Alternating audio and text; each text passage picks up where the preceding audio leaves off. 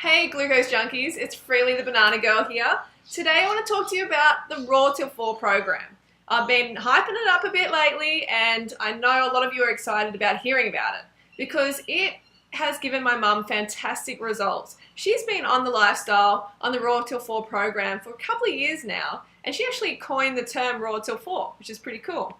And she's getting great results. I mean, like, lost over 10 kilos. People comment all the time on how much better she looks, how much her skin looks way better, her body, everything. And she's posing in bikinis all the time and feeling fantastic. So I'm very happy about that. And I know that it can also give you similar results and you don't have to, no one has to get hurt at mealtime. Because that is the thing that really distresses me the most, is when I hear people go back to eating their friends, eating animals.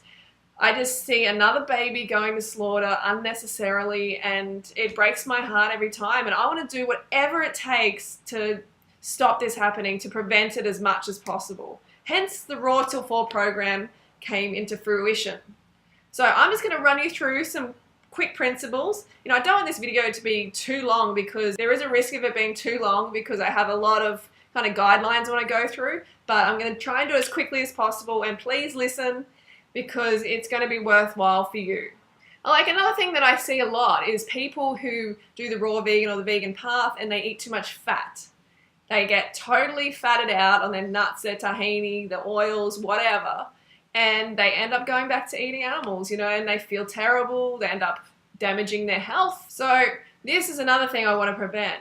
I'm all about carbs, baby. I'm honestly all about carbs, and I want to help you be all about carbs too, because I know how fantastic it is for our health, for the environment, for just all general well-being. So let's get into the principles. The first one is, so only plant foods are allowed on this program, no meat or dairy, only plant foods, no animal products. Fruits and greens only must be consumed until 4 p.m. And then after that, you want to have a high-carb cooked plant foods dinner.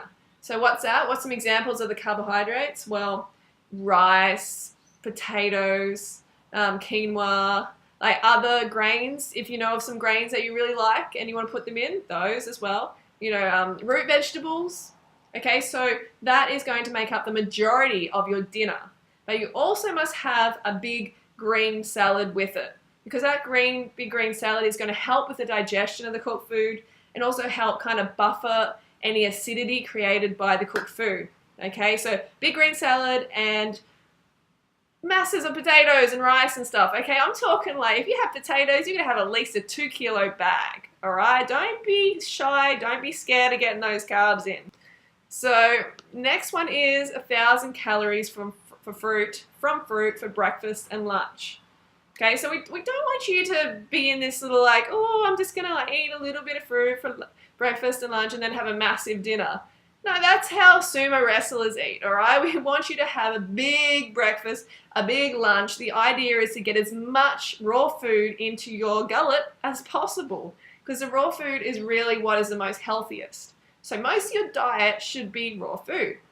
So at least 1,000 calories for breakfast, at least for dinner, at least for lunch, and then ideally over 1,000 calories from cooked high-carb vegan food. Okay, so next one. A lot of people ask me about salt, and they're like, what do I do instead of salt? Well, a good thing to do is lemon juice. Lemon juice can actually taste really quite salty.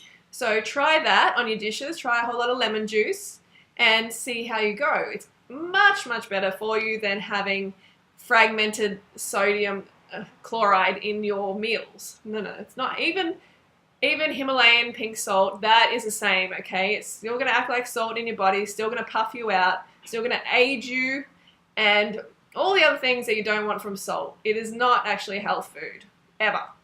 So you want to eat as minimally processed as possible, okay? Whole foods, whole plant foods. Don't get caught up in the junky vegan food, because that's high fat. And the high fat's going to fat you out. It's going to make you fat. It's not going to make you feel the best. And it's going to make you start to question your diet. And that's why a lot of people go back. I've seen even the most ethical vegans go back because they were totally malnourished eating a high-fat diet. A high-fat diet of any persuasion is not healthy. Really, really not healthy. So buy organic wherever possible.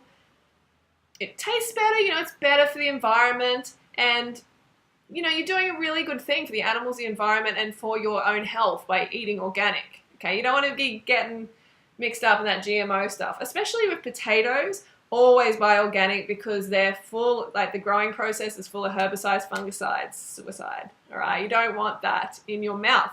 You don't want that building your cells. All right. No sweet fruits, no sugar, anything like that after your cooked high-carb vegan dinner, because that's just going to ferment. It's going to mix in your colon with the cooked food, and you're going to get this full-on fermentation happening. You do not want that, all right? We don't want fermentation. We want it all to move through freely, okay? Because sugar is designed to move through your body quickly. It doesn't want to be held up. So cooked starches will hold the sugar up, and it can start to cause problems, all right? We don't want that. And I suggest that one day a week you go raw. You have a fully raw day, because that's just going to give your body a bit of a break from the cooked food, because it really, in nature, we would not have eaten the cooked food, so we want to be as raw as possible. So maybe choose a Monday where you're completely raw, you eat raw all day, okay? What else do we have here? Okay, so chickpeas, beans, and lentils. I get questions about these all the time. Can we include them? Yes, but remember, they're not a high-carb food, so really just keep them as like a bit of a side dish, make up most of your plate with the carbohydrates and have them more of a side dish, because they can increase your fat percentage quite a bit if you have them as the main bit of your meal. All right, so keep the calories. The fat has to be below 10% of daily calories. If you don't know how to work that out, go to chronometer.com, punch in what you eat, and it will give you the percentage of fat, carbohydrates, and protein of what you're eating. So below 10% of calories. So you want to be above well above 80% of calories from carbohydrates is what I actually recommend. I think it's best to have at least 90%. So unlimited calories every single meal. Yes, unlimited, unlimited, unlimited. No calorie restriction here, no deprivation mentality. Kick that to the curb. That's a diet industry mentality. That's the old way of thinking that never works. It keeps you dependent on drugs, like weight loss drugs, coffee, stimulants. No, you don't want that crap in your blood anymore. You are better than that. Your cells deserve better than that. So fully carb up every single meal. Don't want to hear that you're calorie restricting, okay? Use herbs whenever you can in place of salt. And if you're going to buy like a low-fat sauce to go with your potatoes or your rice or whatever, this is what I recommend. You go to the supermarket, you look on the label, and if it has more than 300 grams of sodium per 100 grams, don't get it, okay? Below 300 grams of sodium per 100 is going to be a lot better for you.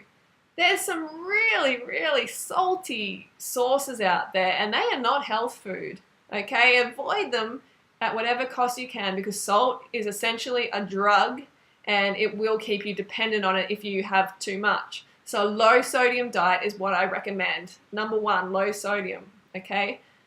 So let me have a look here. Oil. Never add any oil to any of your meals. Oil should definitely be out of the diet. If it's in the sauce a little bit, if the fat content's low, then good. Just be careful of it. Avoid it at all costs, because it is not a health food. You can also have some like gluten-free corn pasta if you want. I've experimented in the past 6 years with a little bit of cooked food here and there, and this is the sort of way of eating which will work the best. But I'm always coming back to fruit. I want you to know that fruit for breakfast, lunch, and dinner with greens is queen. No matter what, that is the diet that we're designed to eat. But this is a plan that you can do for the rest of your life if you want, or you can do it transitioning to a raw food diet. So don't feel guilty, about having that cooked meal at night, because it will keep you on track and satisfied, feeling good, achieving your weight loss goals. achieving your fitness goals, and there's nothing to be ashamed about for that, okay? Best to make your own sauce as well. So remember, you will need to drink more water, okay? This is 10 minutes 40 now, so I'm going to try and wrap it up. You need to drink more water on this program because the cooked food does take water from your body to digest it, because cooked food is very low in water because it's essentially had the water cooked out of it. When you eat a lot of fruit, the water's still present, okay? So it still plumps your cells up. But the cooked food can dehydrate your cells. So you need more water. Make sure you're peeing clear, especially before bed. If you're not peeing clear before bed, just drink. Drink until you cannot, or drink until you're peeing clear before you go to bed. That will ensure that the process in the morning, the cleansing, your sleep, everything is going to be nice and balanced. And your elimination in the morning is going to be fluffy and hydrated. That's important. Also, exercise. Make sure you exercise as well. Like, that is going to help with the digestion of the cooked food, and it's going to pump it through quicker. So we don't want it to be stagnating around in your colon. So you want to go out there, you want to get the lymphatic system pumping, you want to get the colon really efficient. So exercise is important. Or just movement, get out there and do something a couple of times a week, put some intensity in there, and you will really start to notice a difference. In your body as well, you'll start to get a lot leaner. That's what I noticed specifically. And, you're going to feel like that because you're going to have enough carbs in your blood. You're going to have enough sugar in your bloodstream. After a while, you're just going to be like, hell, I feel like moving. I really feel like it. And that's going to be probably a foreign feeling for a lot of you who have been on a high-fat diet for a long time. But you're going to love this, okay? So give it a go. Try it for at least 30 days. And I've got a Facebook page, Raw Till 4. I'm going to put the link in the description and stuff. So make sure you go there, put a like on it. And my mum and I, we're going to be running it and putting tips on there. Okay, so I hope that helps a lot. I hope you give this a go because you deserve to feel satisfied at every meal. All right, don't forget to go fruit yourself today. I will see you on the Raw Till 4 page. Don't fruit yourself.